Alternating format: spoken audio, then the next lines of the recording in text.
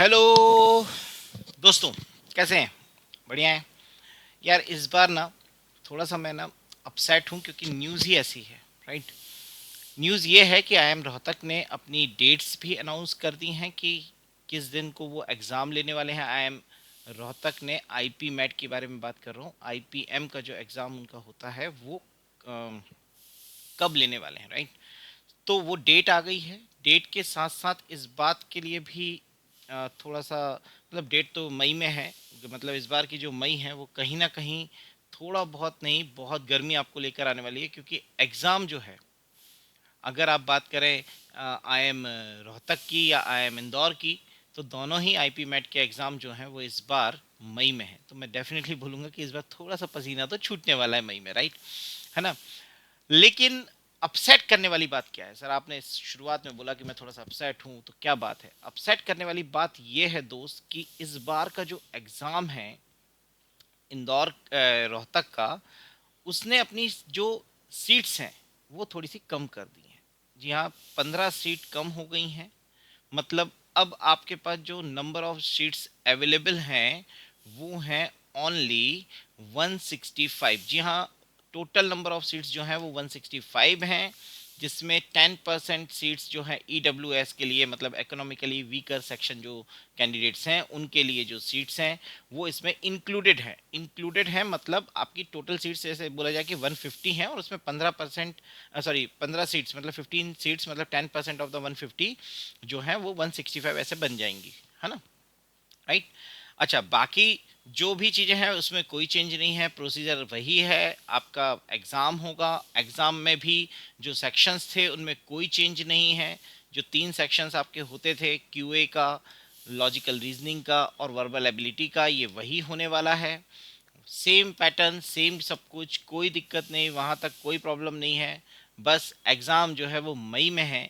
इस बात का ध्यान रखिएगा, गर्मी थोड़ी ज़्यादा रहेगी, राइट। तो 18 मई 2024 को आईपीएम जो है रोहतक वो हो रहा है, और टाइमिंग बड़ी अच्छी है। टाइमिंग को लेकर मैं खुश हूँ क्योंकि सुबह का समय रहेगा। कहीं ना कहीं थोड़ी सी जो गर्मी है वो कम रहती है, और गर्मी कम रहती है तो मन भी थोड़ा सा स्टेबल रहता है, क्योंकि जिस सेंटर पे आप जा रहे हैं वहाँ एसी वगैरह तो होते नहीं है, राइट। तो फ़ैन के भरोसे आपको बैठना पड़ता है, कभी कभी वो भी नहीं चलते हैं। सो बिकॉज ऑफ दैट अगर हम लोग बात करें तो इस चीज़ को लेकर मैं खुश हूँ कि कम से कम 9 बजे हो रहा है ना। जनरली नहीं तो दोपहर के शिफ्ट में होता था तो वो बहुत ही ज़्यादा अपसेटिंग रहता था, राइट। जैसे इंदौर जो है वो दोपहर में होता है तो वो थोड़ा सा हमें कहीं ना कहीं एक मेंटली डिस्टर्ब हो जाते हैं हम लोग, क्योंकि पसीना वगैरह आता है, गर्मी वगैरह होता है, स्वेट वगैरह आता है, राइट। ओके। सो अगर हम लोग बात करें कि रजिस्ट्रेशन कब से ओपन हो रहे हैं, ये भी एक इम्पॉर्टेंट चीज़ है। आप स्टार्टिंग में ही रजिस्टर करिए, क्योंकि आपको अपने शहर में ही जो है वो, अगर आपके शहर में सेंटर है तो आपके शहर में ही आपको, आपकी सिटी में ही जो है आपको क्या मिल जाएगा, सेंटर मिल सकता है। क्योंकि ज़्यादा लेट होने पर कई बार ये होता है कि जो वहाँ की जो भी उनके सेंटर्स हैं वो अगर फिल हो जाते हैं तो फिर वो आपको आसपास के सेंटर्स में भेजते हैं, तो कहीं ना कहीं वो भी आपके लिए एक डिस्टर्बिंग फैक्टर हो जाता है, right.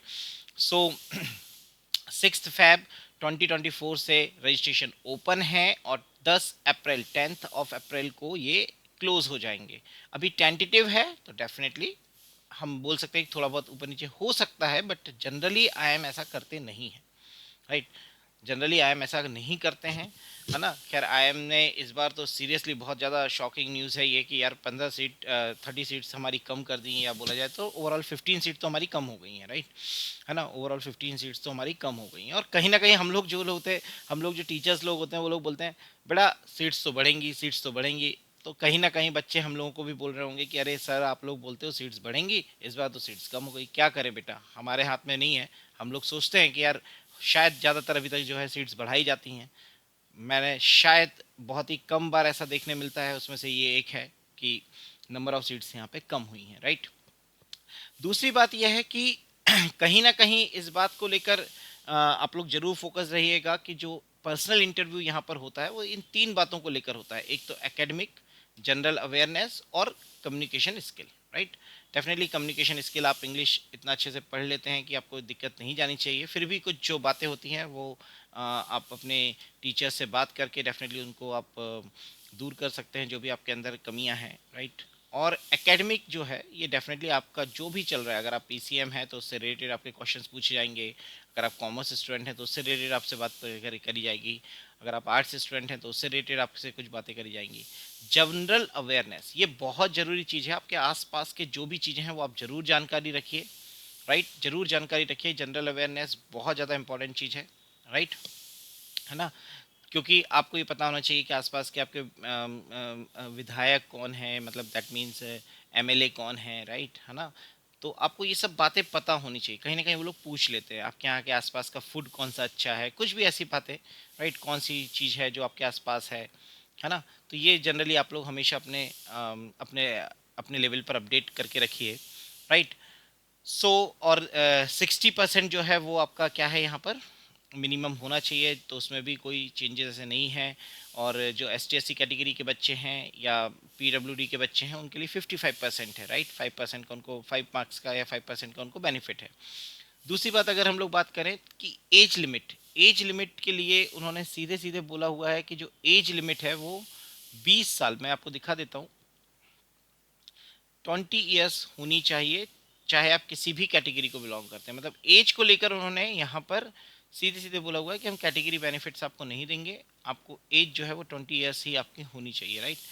Okay, just a minute, हाँ मैं बताता हूँ कि ये चीज़ कहाँ पर है। सो आप आईएम की वेबसाइट पे जाके भी ये डिटेल्स पूरी चेक कर सकते हैं, आईएम रोहतक की, राइट। और आपको पूरी बातें यहाँ पर मिल जाएंगी कि क्या क्या सेक्शंस हैं, कितना है, क्या है, फ़ीस क्या है, 4500 जो है वो फ़ीस है, आपकी एग्ज़ाम फ़ीस है, राइट।